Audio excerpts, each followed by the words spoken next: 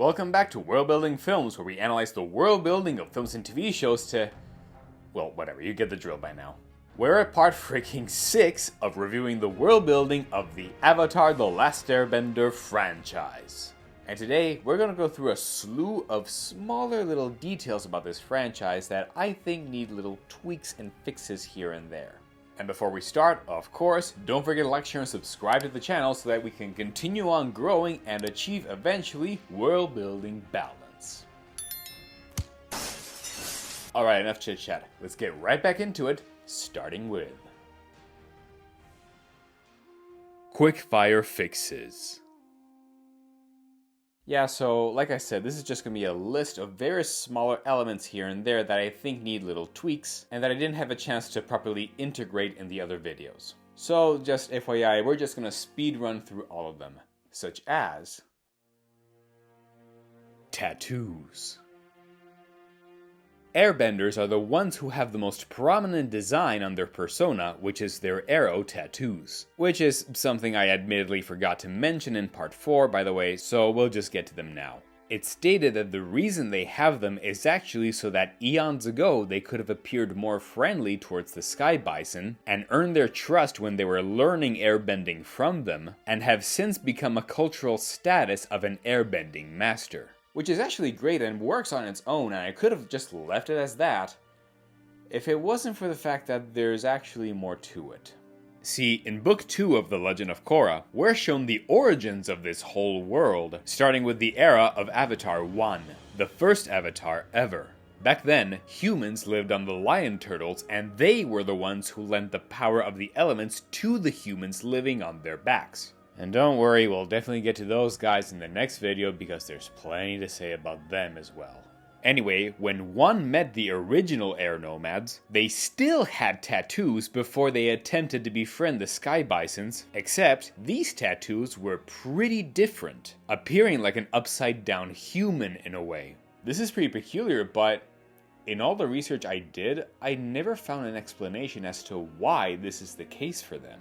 So, because of this, I propose that the reason they have these two different styles of tattoos is because the air nomads choose them based on whatever they respect the most in their respective eras. During the time of Avatar 1, they were these upside down figures because, as I proposed in the previous video, bending might actually be none other than an extension of one's own spiritual energy outside of the body until it grabs the element representative of their nation and control it through there. And the way the air nomads specifically could manipulate air is because to bend air, they have to thrust their spiritual energy in the reverse direction of where they want to shoot it. So, for the air nomads of the past, it would have made sense to have those kinds of tattoos, representing the literal power of a human's own spiritual being, but upside down because, in order to bend, they have to throw their spiritual energy in reverse.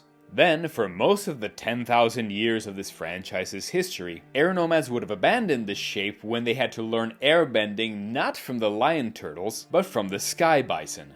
And thus, they then turned it into arrows to better reflect the pattern on the bison's fur and earn their trust. And honestly guys, I think that the creators of the show could actually take advantage of this very idea. Because if you remember, after Korra left the spirit portals open in Book 2, spiritual energy spilled everywhere in the physical world, and it was enough that it suddenly gave non-benders the ability to airbend all of a sudden. Not all of them, mind you, but we already talked about that in the previous episode. But that doesn't mean that the entire air nomad lifestyle and culture came back the same way that it did before. Even Tenzin put in a lot of effort to try and restore the culture of the air nomads as it once was before their genocide, to the point that he was becoming quite forceful about it, but had to learn that just because airbenders were back, it doesn't mean that his culture was. It would have had to adapt from here on and become its own new thing, instead of remaining stuck to the past. A lesson that, once he learned, actually helped Tenzin improve all the new airbenders under his teachings. And so, I think that in the future of this franchise, their tattoos will have to change once again. because since airbending came back thanks to the spirit portals, they could change shape to instead reflect a double helix, in honor of the very spirit portals that allowed airbenders to have airbending back in this new era in the first place. I think it would be really cool. With that said, just for fun, let's assume that even the other nations could have their own tattoos representative of their cultures. Like, for example, I think that the waterbenders would have 2 half moons on each of their shoulders, as mentioned in the previous video, because their arms would be reflecting the push and pull movement just like for the moon and ocean spirits. For the earthbenders instead, they could perhaps have tattoos on their fingers that sort of reflect something like claws, similar to the claws of the badger moles, since they learned earthbending from them, and badger moles tend to be very crouched down, just like the direction an earthbender's spiritual extension should go. And finally, maybe even the firebenders could have tattoos as well, like the shape of a dragon's open mouth on each one of their cheeks with like teeth and everything, to better reflect their respect for the dragons, and the fact that their spiritual extension just goes straight forward, just like how the dragons shoot it from their mouth. Which could also explain why in the Fire Nation, the highest status you can achieve outside of being the Fire Lord himself is that of the title of Dragon, just like how Uncle Iroh achieved the title of Dragon of the West. Hey, come on, it's fucking dragons! I had to put them somewhere. So, yeah. And to be very clear, these are not necessary at all. I know, they're just fun little speculations on what the other nations could have had as tattoos if they really had to have them. That's all. So, yeah, if you ever were curious as to why airbenders have freaking arrows on their heads, then that's the reason, at least within the lore. Temperature bending. Now, this is another detail that has already been hinted in the shows, but I think should be a little more explicit. Benders seem to be able to alter the temperature of their element in some way or another, and I think it should be a sub-technique that all of them should have. Think about it, waterbenders can shift water from liquid to ice and in some cases even steam almost instantly. Earthbenders later on can heat Earth enough to create freaking lava. Airbenders can use the air to actually warm themselves up with ease, so they can easily resist any cold weather and live in high altitudes without ever worrying about heavy clothing. Which in turn explains why even Aang could survive the North Pole's environment with his usual garment. If it weren't so cold, I'd go right back to sleep. Then this is the perfect time to learn meditation and proper breathing technique. Airbenders are able to warm themselves with only their breathing. And if you think that firebenders are already using temperature bending already because, duh, fire, kind of. Cause yes, fire is just high temperature on its own, true, but I mean they should have control over even just the temperature of fire without the flame itself. And we do see this anyway, as Sozin is able to redirect the heat of the volcano that killed Avatar Roku, to the point that the lava freaking cooled down enough to turn to solid stone. So, yeah, I just thought that this needed to be much more explicit than it already is. And at this point, I think that the technique needed to use this kind of temperature bending for all the elements would be breath. In order to shift the temperature of a certain element, you need to have a proper kind of breath control. For firebenders, it could be inhaling in order to suck away the high temperatures of anything even without a flame. And when they want to shoot only heat, it could be a hard exhale. Even Iroh explained something similar to this already. Remember your breath of fire. It could save your life out there. For the airbenders, it would be a slow, calm breathing through the nose, as it could force the molecules in the air to either remain still or vibrate in place, causing heat instead of a single blast into one single direction.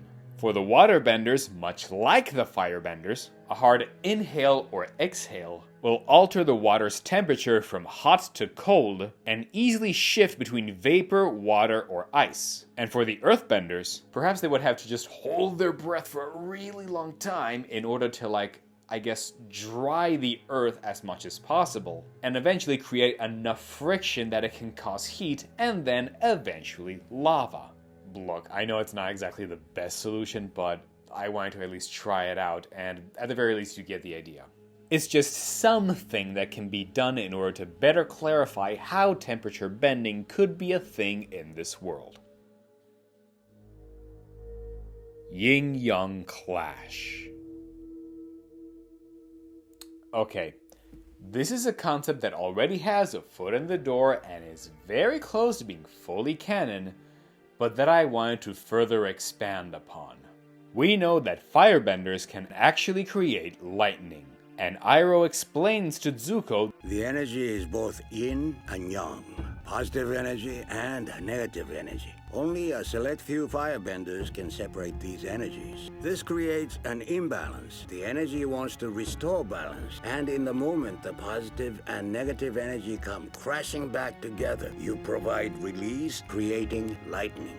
we even see that this spiritual instability can be weaponized, as Varric in Korra discovers that the spirit vines invading the world are actually unstable while in the physical world, and his devices are meant to help stabilize that, the result of which actually ends up being a powerful surge of energy that he can shoot. So it checks out. Instability suddenly becoming stable equals powerful energy releases. So we will use this concept, and for clarity's sakes, I like to call this the Yingyang Clash.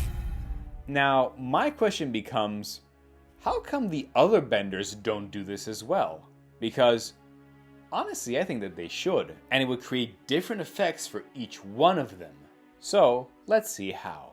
For airbenders, for example, since their element is air, perhaps their Yingyang Clash could actually be something called the Gong, where, when their energies collide again, it could create a single powerful sound wave that explodes from their body and knocks every enemy away from them, sounding like a loud gong.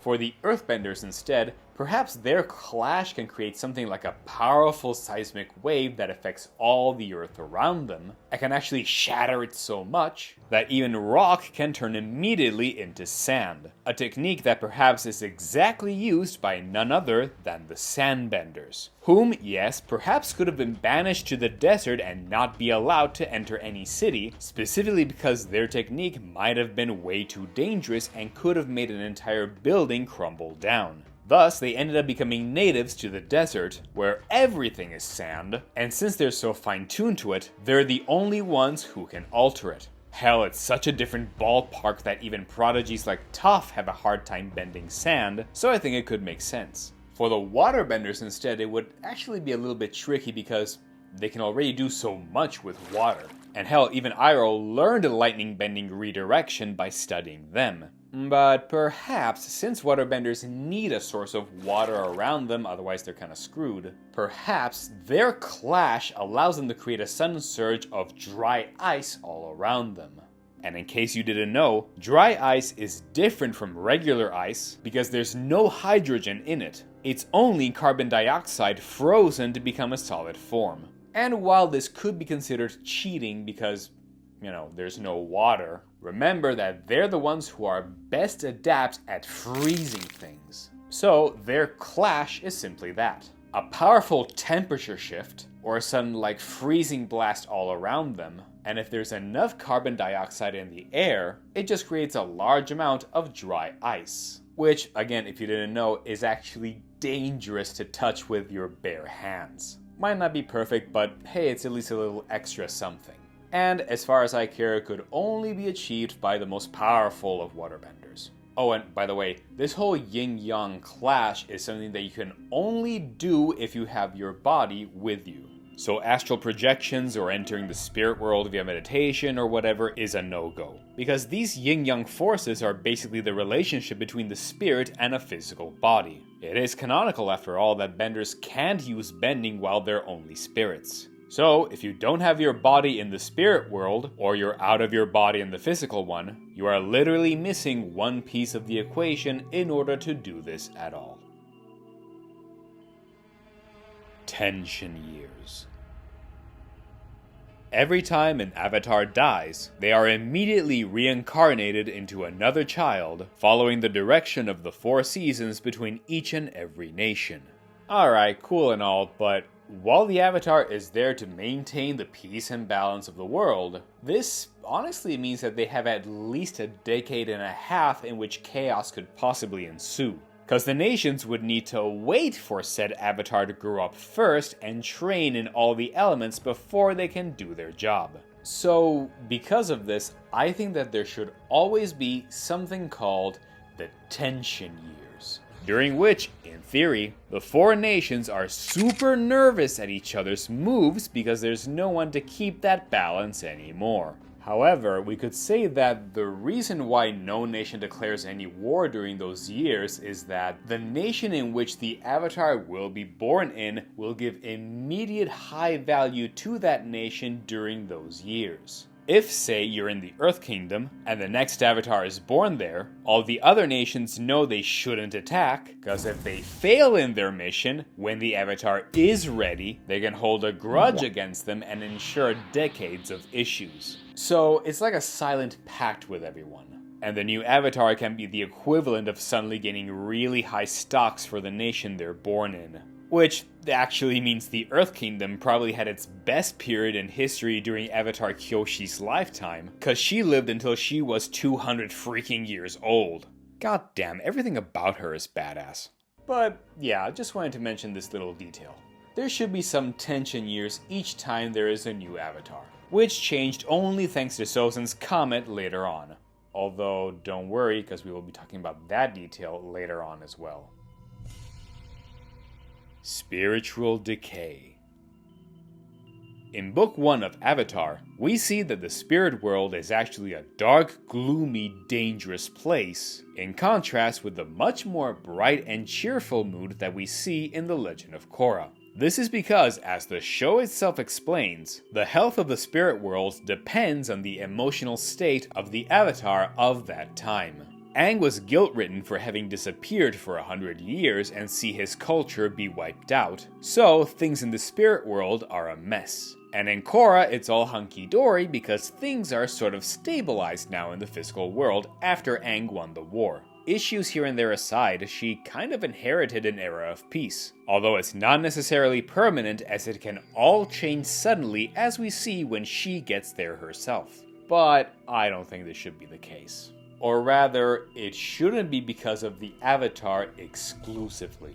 They're not the freaking gods of the world, they just have a particularly powerful spirit within them. One that isn't even the most powerful force ever seen in history anyway. So I think that if the spirit world's health can be altered, it should be from the collective emotions of everyone across the world, including the Avatar. So that the 100-Year War is what screwed it up in the first series, and then in Korra it can sort of flip back and forth depending on how things are going. Finding the next avatar. Alright, look. I get that this show is heavily inspired by our real-life Asian cultures and traditions. So much so that the way the nations find the next avatar is by showing a series of toys to each new child. And the one who picks up the toy belonging to their predecessor is considered the new one, because they pick the toy of their past life. It's actually the same method that is used in our real-life world whenever there's the need to find the reincarnation of the Dalai Lama. Fun fact, by the way, both Mangyatsu and Tenzin, mentors of the most well-known avatars for now, are named exactly after the real Dalai Lama, whose name is, well, Tenzin Gyatso. Just want to throw it out there because it just dawned on me and I found it super clever.